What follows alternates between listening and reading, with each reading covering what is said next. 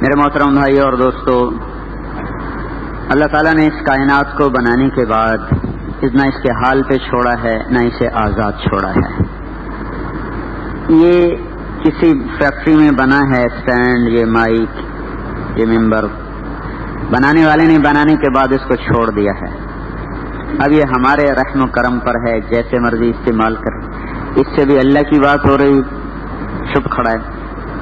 اسی قسم کے حالات سے لوگ گانے بھی گا رہے ہیں اور اگلے سننے والے سن بھی رہے ہیں، یہ چھپ کھڑا ہوا ہے۔ انسان جس چیز کو بناتا ہے، بنانے کے بعد وہ اس کے حال پہ چھوڑنا پڑتا ہے، لیکن اللہ جب کسی چیز کو بناتا ہے تو بنانے میں بھی اس کی طاقت اور قبضہ اور اقتدار پورا رہتا ہے۔ جب تک وہ باقی ہے تو اس میں بھی اللہ کا غلبہ اور اقتدار پورا رہتا ہے۔ اس کا گھٹنا اور بڑھنا، اس کے نفع اور نقصان، اس کی زندگی اور موت، اس کا ہر عمل اس پر اللہ تبارک و تعالی پوری طرح قابض ہے،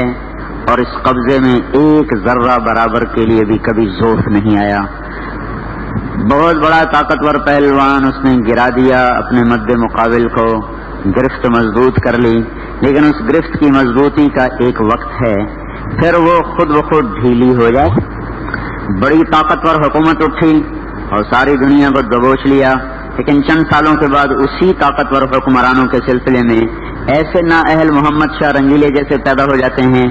جو فرخ سیر جیسے پیدا ہو جاتے ہیں، بہادر شاہ ظفر جیسے پیدا ہو جاتے ہیں، کہ وہ گرفت خود بخود ڈھیلی ہونی شروع ہو جاتی ہے۔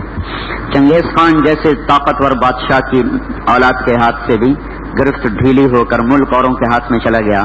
اللہ تعالیٰ وہ بادشاہ ہے کہ جس دن سے اس نے کسی چیز پر اپنے قبضے کو جمایا ہے، اس میں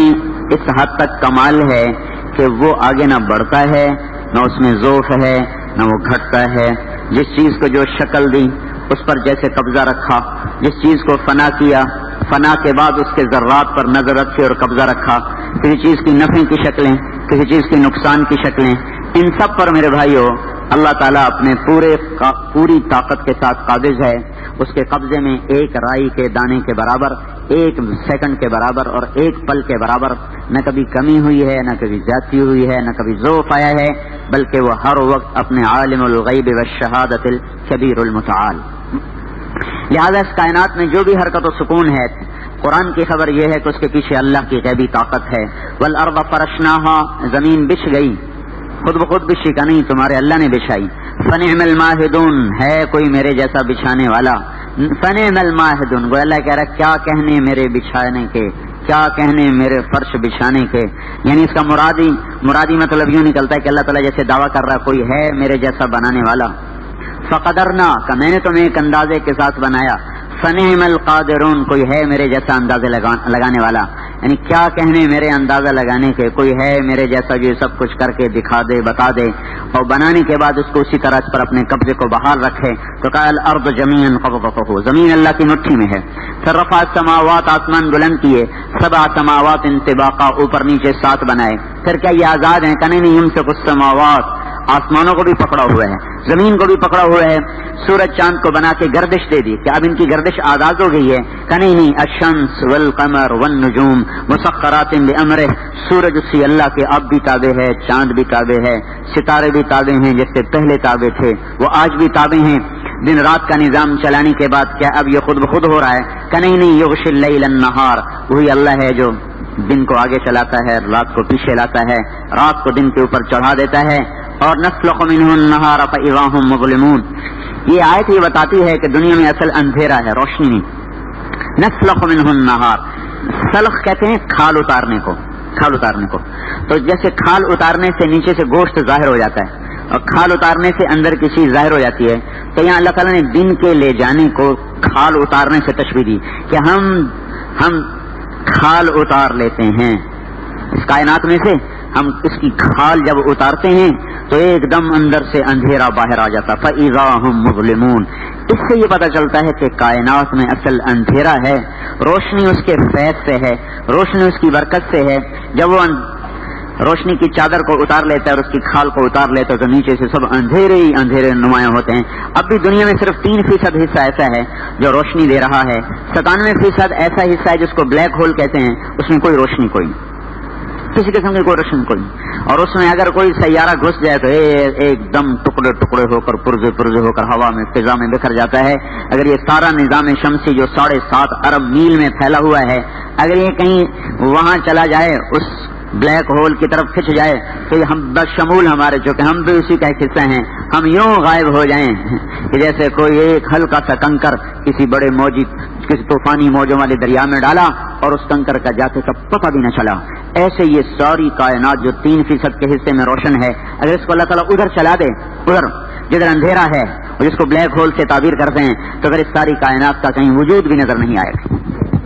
تو رات اور دن کا آنا اور جانا یہ اللہ تعالیٰ کے قبضہ قدرت میں ہے۔ پھر موسموں کا بدلنا و تصریف، ان فی خلق السماوات والارض کا زمین کے بننے میں، آسمان کے بننے میں غور کرو، زمین کے بچھنے میں، آسمان کے بلند ہونے میں غور کرو۔ ان فی خلق السماوات والارض واختلاف اللیل والنہار، دن اور رات کے آنے جانے میں غور کرو کہ دن کیسے آ رہا ہے، رات کیسے آ رہی۔ والفلک التی تجری فی البحر بما ینفع الناس، بکھرے ہوئے سمندر میں چھوٹے چھوٹے جہازوں کے چلنے پر غور کرو کہ کراچی سے ایک جہاز چلتا ہے اور جو کہ نیو یارک کے ساحل پہ جا کر ٹکتا ہے، اتنے سمندروں کو چیرتا ہوا، وہ کون سی طاقت ہے جو اتنے بڑے پانیوں کے ذخیرے پر ان تنکوں جیسے جہازوں کو لے کے چل رہا ہے اور انہیں ڈوبنے سے بچاتا ہے، غرق ہونے سے بچاتا ہے۔ حالانکہ دنیا میں 3 حصے پانی ہے اور 1 حصہ خشکی ہے، ایک موج اگر اٹھ جائے تو ساری زمین کو کھا جائے، ہمالیہ پہاڑ تک کا نشان نظر نہ آئے۔ اللہ تعالیٰ حدیث قدسی میں فرماتے ہیں، انا الذی امرت البحار ففقهت قولی، میں وہ اللہ ہوں جس نے سمندر کی موجوں کو حکم دیا اور انہوں نے میرے حکم کو سمجھا۔ تاکل امواج بامثال الجبال، طوفانی موجیں پہاڑوں کے قد و قامت والی اٹھتی ہیں، لیکن جب میرے امر سے ٹکراتی ہیں تو البستها مذلۃ طاعتی، تو میں انہیں ذلیل کر کے خوار کر کے جھاگ کی طرف بٹھا دیتا ہوں۔ اگر میں اپنے امر کو ان موجوں سے ہٹا لوں تو کراچی سے اٹھی ہوئی موج صرف گلگت کو نہیں، وہ ہمالیہ پہاڑ کو بھی کھا سکتی ہے۔ اتنے بڑے آبی ذخیروں میں والفلک التی تجری فی البحر بما ینفع الناس، وہ کشتیاں جو یہاں سے چلتی اور وہاں تک پار چلی جاتی ہیں جس میں تمہارا نفع ہے۔ اگر سمندر اجازت نہیں دے ہماری کشتیوں کو چلنے کی اور اس کی بکھری ہوئی موجیں بے لگام ہو جائیں تو ساری دنیا کا تجارتی رابطہ ختم ہو جائے، اور ساری دنیا کی بڑی تجارت پانی سے ہے، خشکی سے نہیں، ساری دنیا کی بڑی تجارت پانی سے ہے۔ اگر اللہ پانی کو بے لگام کر دے تو سارا کائنات کا تجارتی نظام وہیں ٹھپ ہو کے رہ جائے۔ تو اللہ تعالیٰ باری باری یہ بتا رہا ہے، خلق السماوات، زمین آسمان میں کبھی بیٹھ کر سوچا تو کرو، واختلاف اللیل والنہار، دن رات میں سوچا تو کرو، والفلک التی تجری فی البحر بما ینفع الناس، جو کشتیاں چل رہی ہیں دریا سمندر میں کبھی غور تو کرو، وما انزل اللہ من السماء من ماء، اور آسمان سے جو تمہارا اللہ پانی برساتا ہے، فاحیا به الارض بعد موتها، پھر اس سے وہ زمین کو زندہ کرتا ہے، وبث فیها من کل دابہ، پھر اس میں بے شمار قسم کی مخلوقات کو پیدا کرتا ہے اور چلاتا ہے، اور یہ سارے کا سارا وتصریف الریاح، پھر ہواؤں کا چلنا، کبھی صبا، کبھی نسیم، کبھی صرصر، کبھی عاتیہ، کبھی مرسلات، کبھی ذاریات، کبھی حاملات، اور کبھی ناشرات، کبھی حاسبن، کبھی عاصفن، کبھی قاصفن، کبھی سرسر، یہ سارے ہواؤں کے نام ہیں۔ وہ سرسر بن کے آتی ہے تو زمین کو الٹا کے رکھ دیتی ہے، اور وہ قاصف بن کے آتی ہے اور عاصف بن کے آتی ہے تو سمندر کی موجوں کو بکھیر کے رکھ دیتی ہے۔ تو جب سرسر ہو، عاتیہ، سرسر عاتیہ زمین کو ہلاک کرنے کے لیے ہے، عاصفن اور قاصفن سمندری مخلوق کو ہلاک کرنے کے لیے ہے۔ اگر عاصف عین سے، الف سے نہیں عین سے، عاصفن، عین الف صاد فا، عاصفن اور قاصفن، یہ وہ ہوائیں ہیں جب اللہ ان کو چھوڑتا ہے تو سمندر کی زندگی کو تباہ و برباد کر کے رکھ دیں۔ اور سرسن اور عاتیہ، یہ وہ ہوائیں ہیں کہ اللہ ان کا در کھول دے تو ساری زمین کے نظام کو الٹ پلٹ کر کے رکھ دے۔ تو وہ تصریف الریاح، ہواؤں کا عدلنا اور بدلنا، اور مرسلات اور جاریہ اور مرسلات اور حاملات اور ناشرات اور ذاریات، یہ رحمت کی ہوائیں ہیں۔ ناشرات، حاملات، ذاریات، مرسلات، یہ 4 ہوائیں رحمت کی، 4 ہوائیں عذاب کی، سرسر اور عاتیہ، عاصفن اور قاصفن یہ عذاب کی، وہ رحمت کی۔ تصریف الریاح، ہواؤں کا پھیر پھیر، والسحاب المسخر بین السماء والارض، زمین آسمان کے درمیان بادلوں کا مسخر ہو کے کھڑے ہو جانا، ایسے پانی کے ٹینکر کہ جن کی نہ کوئی ٹینکی ہے، نہ کوئی ٹوٹی ہے، نہ کوئی چھت ہے، نہ کوئی گیٹ ہے، اور نہ کوئی والو پمپ ہے، اور نہ کوئی اس کے اوپر والو لگا ہوا ہے، نہ کوئی پریشر پمپ ہے، دھواں ہے، دھواں، اندر جاؤ تو دھواں، اور برسنے لگے تو ساری دنیا ڈبو دے پھر بھی اس کا پانی ختم نہ ہو۔ پانی کو اوپر پہنچانے کے لیے اللہ تعالیٰ نے کیسا غیبی نظام چلایا، اور ٹنوں ٹن پانی اللہ تعالیٰ نے فضا میں کھڑا کر دیا، اتنا بے وزن ہے کہ آپ اندر جائیں تو دھوئیں کی طرح بکھرتا ہوا نظر آئے، اور اسی کے جب اللہ دہانے کھول دے تو اسی دھوئیں میں سے اتنا پانی اللہ برسا سکتا ہے کہ سارا فیصلہ باد کیا ساری دنیا کے اوپر اللہ تعالیٰ پانی چڑھا دے، اور اس کے بادلوں میں ایک قطرہ پانی کی کمی نہیں آئے گی۔ وہ مونسون کا محتاج نہیں، اس کا امر ہی سب کچھ ہے۔ جب امر ہوتا ہے تو مونسون ہو یا نہ ہو، اللہ دوسری ہواؤں کو مونسون بنا دیتا ہے، اور اسی فضا کو اللہ پانی میں تبدیل کر دیتا ہے۔ کلا آیات کا میری نشانیاں ہیں، لیکن کن کے لیے؟ لقوم یعقلون، جو تھوڑی سی عقل رکھتے ہیں ان کے لیے اس سب میں نشانیاں ہیں۔ تو میرے بھائیو، یہ میں نے خارجی نظام کی بات کی کہ سارا خارجی نظام اس پر اللہ تعالیٰ کا پورا قبضہ ہے، یہ اللہ تعالیٰ کی منشا کے خلاف کر نہیں سکتا۔ اب ایک انسانی نظام کیا انسانوں پر بھی اللہ تعالیٰ اسی طرح قابض ہے جیسے زمین آسمان پر قابض ہے؟ تو اللہ تبارک و تعالیٰ فرماتے ہیں انتم اشد خلقا ام السماء بناها رفع سمكها فسواها وأغطش ليلها وأخرج ضحاها والأرض بعد ذلك دحاها أخرج منها ماءها ومرعاها والجبال أرساها متاعا لكم ولأنعامكم فإذا جاءت الطامة الكبرى يوم يتذكر الإنسان ما سعى وبرزت الجحيم لمن يرى فأما من طغى وآثر الحياة الدنيا فإن الجحيم هي المأوى وأما من خاف مقام ربه ونهى النفس عن الهوى فإن الجنة هي المأوى يسألونك عن الساعة أيان مرساها فيما أنت من ذكراها إلى ربك منتهاها إنما أنت منذر من يخشاها كأنهم يوم يرونها لم يلبثوا إلا عشية أو ضحاها۔ اس میں اللہ نے ہماری کہانی چھپائی ہوئی ہے، ساری کہانی اسی میں اللہ نے بیان کر دی۔ أأنتم أشد خلقا، تمہارا بنانا زیادہ مشکل ہے یا آسمان کا؟ ام السماء، تمہارے بنانے میں زیادہ مشکل پڑے گی یا آسمان کو بنانے میں زیادہ مشکل ہوگی؟ ذرا آسمان کی وسعت دیکھو، نیلگوں چھت دیکھو، بے ستون کی چھت دیکھو، تاروں سے سجا ہوا آسمان دیکھو، سورج چاند کی گردش سے مزین ہوا آسمان دیکھو، کبھی رات کا اندھیرا کبھی دن کا اجالا، کہ جس رب نے اس آسمان کو تھاما ہوا ہے تو یہ گلستان کالونی کے 5 فٹ کے آدمی کو نہیں تھام سکتا۔ انتم اشد خلقا ام السماء، بات تو اللہ نے یوں کی ہے کہ کیا تمہارا بنانا مشکل ہے یا آسمان کا بنانا؟ لیکن اس میں اللہ کہنا کیا چاہتے ہیں کہ تمہیں قابو کرنا زیادہ مشکل ہے یا آسمان کو قابو کرنا زیادہ مشکل ہے؟ 7 آسمان کو بغیر ستون کے اتنی لمبی چوڑی چھت ہے، یہ آسمان کی وسعتوں کو اللہ کے سوا جانتا بھی کوئی نہیں۔ کہ میں نے اس کو جب ایک حکم کے ساتھ تھام کے کھڑا کر دیا، اتنی بڑی چھت ڈالی، لنٹر بھی کوئی نہیں، ستون بھی کوئی نہیں، ذرا چھت لمبی ہو جائے ستون نیچے نہ ہو تو لاکھوں ٹن لوہا بھی ہو تو چھت جھول کھا جاتی ہے، چھت جھول کھا جاتی ہے۔ تو اللہ تعالیٰ ہم سے پورا حل ترا من فطور، کہ میں نے جو اتنا بڑا آسمان بنایا ہے، نہ کوئی لنٹر ڈالا ہے نہ کوئی پلر ڈالے ہیں، کوئی مجھے جھول تو دکھاؤ، کہیں سے لف گیا جو لف جانا، کہ کہیں سے مجھے اس کا لفنا تو دکھاؤ، اس کا جھول تو دکھاؤ۔ ما لہا من فروج، اور پھر کبھی ایسا کہ شگاف پڑ جاتے ہیں، چھت لمبی پھٹ جاتی، کہ مجھے کوئی پھٹن دکھاؤ، کوئی جھول دکھاؤ، کوئی اس کا کوئی عیب دکھاؤ، کوئی نقص دکھاؤ۔ جس رب نے اتنے طاقتور آسمان کو پکڑا اور باندھا ہوا ہے، وہ رب تمہیں نہیں ٹھیک چلا سکتا کہ فیصلہ آباد کا کوئی تاجر خیانت نہ کرے، کوئی تاجر سود پہ تجارت نہ کرے، کوئی بینک سود کے نظام پہ نہ چلے، کوئی زمیندار ظلم و تکبر سے نہ چلے، کوئی سیاستدان قوم کا مال ہڑپ نہ کرے، کوئی یہ CSP افسران یہ قوم کا اجتماعی خزانہ نہ لوٹیں، اور یہ سارے صدر وزیر چپڑاسی یہ سب کے سب جو لٹیرے بنے بیٹھے ہیں، ان سب کو اللہ ایک چابک سے سیدھا کر دے، اور یہ سارے تاجر دیانتدار بنے، ساری عورتیں پردہ دار ہو جائیں، کوئی عورت بے پردہ نہ رہے، کوئی عورت خدا نہ خواستہ فاحشہ نہ بنی۔ یہ جتنے نوجوان گانے بجانے میں ڈوبے پڑے ہیں کہ ان کی گاڑیوں سے بھی دھائیں دھائیں میوزک کی آوازیں آ رہی ہیں، ان سب کو اللہ سیدھا کر کے دکھا دے، اور کوئی ایک نہ جو شیطانی گانا سنے اور سب کے کانوں میں قرآن کے ہیڈ فون لگ جائیں اور ہر وقت قرآن سنا جا رہا ہو۔ انتم اشد خلقا ام السماء، میں تمہارا قابو کرنا زیادہ مشکل ہے یا آسمان کا قابو کرنا؟ جس رب نے آسمان قابو کر کے دکھایا، چھت کو تان کے دکھایا، سورج کو دہکا کے دکھایا، چاند کو گھٹا اور بڑھا کے دکھایا، اور تاروں کو جھل ملا کے دکھایا، اور پہاڑوں کو گاڑ کے دکھایا، اور پانی کو بہا کے دکھایا، اور ہوا کو چلا کے اڑا کے دکھایا،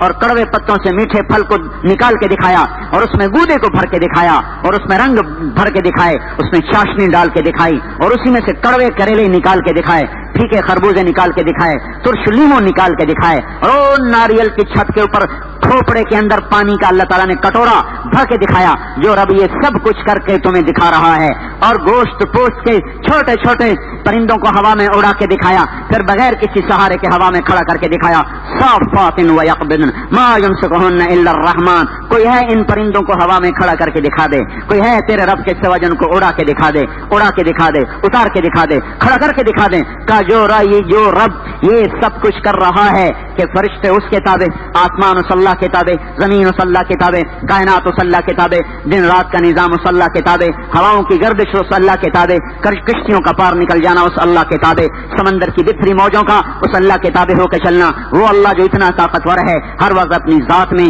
اپنی صفات میں با کمال ہے، کبھی اس میں نقص نہیں، کبھی اس میں ضعف نہیں، کبھی اس کو زوال نہیں، وہ کسی قسم کی محتاجگی اس کو تک قریب ہی نہیں آئی. وہ ہر چیز کے ذوق سے پاک ذات ہے، نہ ساتھی کا محتاج ہے، وہ اللہ نہ بیوی چاہے، اس اللہ کو بیوی کی محتاج نہیں، وہ اللہ بچے کا محتاج نہیں، وہ اللہ چھت کا محتاج نہیں، وہ اللہ گھر کا محتاج نہیں، وہ اللہ چار دیواری کا محتاج نہیں، وہ اللہ کھانے سے پاک ہے، وہ اللہ پینے سے پاک ہے، وہ اللہ سونے سے پاک ہے، وہ اللہ ذوق سے پاک ہے، وہ اللہ جہالت سے پاک ہے، وہ اللہ عاجزی سے پاک ہے، وہ اللہ تھکنے سے پاک ہے، وہ اللہ انگڑائی لینے سے پاک ہے، وہ اللہ تعالیٰ ادھر دیکھے تو ادھر سے غافل ہونے سے پاک ہے، اوپر دیکھے تو نیچے والوں سے غافل ہونے سے پاک ہے، نیچے دیکھے تو اوپر والوں سے غافل ہونے سے پاک ہے، سمندروں کو دیکھے تو پہاڑوں سے غافل ہونے سے پاک ہے. بڑی مخلوق پر بھی وہی نگاہ، چھوٹی مخلوق پر بھی وہی نگاہ، ناری مخلوق پر بھی اسی طرح توجہ، آبی مخلوق پر وہی توجہ، آسمانی مخلوق پر وہی توجہ، دو پاؤں والے پر اتنی توجہ، چار پاؤں والوں پر وہی توجہ، سمندر میں تیرنے والوں پر اور دریاؤں میں تیرنے والوں پر اور جنگلوں میں رینگنے والوں پر اور زمین کے غاروں میں چھپ کے رہنے والوں پر اللہ کی یکساں توجہ ہے. عرش جتنا اس کے سامنے ہے اتنا ہی تحت الثری میں چلنے والا کیڑا بھی اس کے سامنے ہے. جو اللہ اتنی طاقت کا مالک ہے وہ اللہ گلستان کالونیوں کو سیدھا نہیں کر سکتا، فیصل آباد کے تاجروں کو سیدھا نہیں کر سکتا، پاکستان کی حکومت کو سیدھا نہیں کر سکتا، سارے امریکہ کو ہدایت نہیں دے سکتا، یورپ ایشیا کی بے حیا زندگی کو حیا میں نہیں بدل سکتا. وَلَوْ شِئْنَا لَآتَيْنَا كُلَّ نَفْسٍ هُدَاهَا. سن لو میں چاہوں تو ساری کائنات کے انسانوں کو ہدایت دے کے دکھا دوں. اور لَآمَنَ مَن فِي الْأَرْضِ كُلُّهُمْ جَمِيعًا. اور کوئی ایک بھی ایسا نہ بچے جو کوئی میرا منکر ہو، سب عورتیں میرے پر ایمان لائیں، سب مرد مجھ پہ ایمان لائیں. یہ سب کچھ پر اللہ پوری طرح قادر ہے، قابض ہے، قبضہ ہے، قدرت ہے، ہیبت ہے، کبریائی ہے، جبروت ہے، شہنشاہی ہے، پاکمال ہے، لازوال ہے، بے مثال ہے، نہ اس کا کوئی شبیہ ہے، نہ اس کا کوئی مثل ہے، نہ اس کی کوئی مثال ہے، نہ اس کا کوئی شریک ہے، نہ اس کا کوئی مشیر ہے، نہ اس کا کوئی محافظ ہے، نہ اس کا کوئی مددگار ہے، نہ وہ کسی سے دبتا ہے، نہ کسی سے گھبراتا ہے، نہ کسی سے ڈرتا ہے، نہ کبھی کر کے پچھتایا، نہ کبھی کر کے خطا کھائی. لا یضل ربی ولا ینسا. کرے تو بھولتا نہیں، کرے تو غلط نہیں کرتا، کر کے پچھتاتا نہیں. یوں کرنا تھا یوں ہو گیا، یوں ہونا تھا یوں ہو گیا، یہ نہیں کرنا تھا ایسے ہو گیا، یہ تو ہونا تھا اور یہ نہ ہو سکا. اس کے ہاں یہ کچھ نہیں، نہ اس کے ہاں خطا ہے، نہ اس کے ہاں جہل ہے، نہ اس کے ہاں ضعف ہے، نہ اس کے ہاں بھولنا ہے، نہ اس کے ہاں بھٹکنا ہے. میرے بھائی اس کا ہماری گردن پہ قبضہ، آنکھوں پہ قبضہ، دل پہ قبضہ، دماغ پہ قبضہ، بالوں پہ قبضہ، خون کے ایک ایک قطرے پر قبضہ اور ایک ایک رگ پر قبضہ، جسم کی ایک ایک بوٹی نہیں، بوٹی کے ایک ایک ذرے پر اس کا قبضہ ہے. اور ذرے تو نظر آتے ہیں، ان کے اندر دوڑنے والے وہ جراثیم جو کسی بھی مائکروسکوپک ٹیسٹ میں نہیں آتے، اللہ ان پر بھی پوری طرح قابض ہے، پوری طرح مالک ہے، پوری طرح مقتدر ہے. تو وہ اللہ یہ نہیں کر سکتا کہ سب کچھ سیدھا کر دے، ہو جاؤ سیدھے. جو ہی نظر نے غلط دیکھا وہیں تھپڑ پڑا، آنکھ نکل کے وہ گئی. جو ہی کانوں نے گانا سنا وہیں تیر آیا اللہ کا اور کانوں کے پار ہو کے نکل گیا. چھوڑ دے تو شیطانی گانے سنتا ہے. جو ہی ہاتھ سے ظلم ہونے لگا ہاتھ چھل ہو گیا، پاؤں غلط محفل کو اٹھا پاؤں چھل ہو گیا، شہوت زنا کو چلی تو اللہ پاک نے زمین پہ گرا کے پچھاڑ کے دکھا دیا کیا اللہ کو قدرت نہیں ہے. زبان جھوٹ بولے تو فالج گرا دے، ہاتھ غلط تولے تو ہاتھ چھل کر کے دکھا دے، پوری طرح قادر. 2 عرب سردار آئے، ایک نے کہا میں اللہ کے رسول سے بات کروں گا تم قتل کر دینا آپس میں. اب ایک نے باتوں میں لگایا اور دوسرے نے تلوار پہ ہاتھ رکھا، نکالنے کے لیے ہاتھ رکھا وہیں ہاتھ شل ہو گیا. وہ ہٹانا چاہے ہٹتا ہی نہیں، وہ ہٹانا چاہے ہٹتا ہی نہیں. وہ سمجھا کہ ہاتھ کی طاقت میری اپنی ہے. ابراہیم علیہ السلام کی بیوی کو پکڑ لیا سارا کو شاہ مصر نے اور ان سے زیادتی کرنے لگا تو اللہ تعالیٰ نے ابراہیم علیہ السلام کی تسلی کے لیے کہ کہیں اس کو